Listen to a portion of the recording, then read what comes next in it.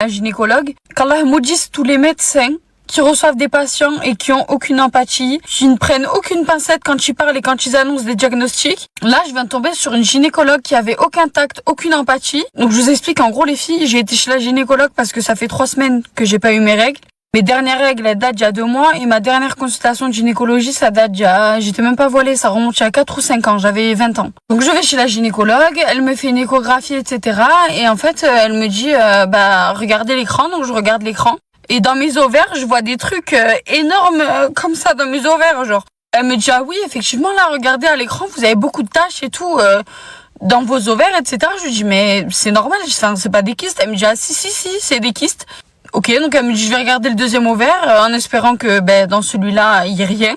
Elle regarde le deuxième ovaire, elle me dit, celui-là aussi, il y en a des gros, hein. Et du coup, je me dis, mais ça veut dire quoi? J'ai des kystes dans les ovaires. Elle me dit, ah oui, vous avez des ovaires polykystiques avec des gros kystes et vous êtes SOPK.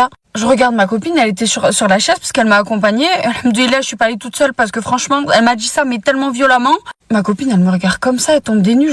Je regarde le message, je dis, vous êtes en train de me dire que je suis SOPK de cette manière? Elle me dit, ah oui, vous êtes SOPK. Mais elle me dit, oh, mais de toute façon, c'est pas grave, vous voulez pas tomber enceinte, vous êtes jeune, non?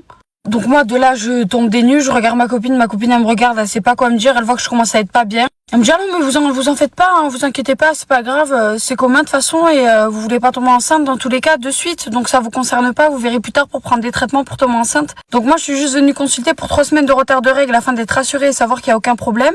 Et en fait, on m'annonce que je suis SOPK d'une manière comme ça pendant que je suis nue sur une table.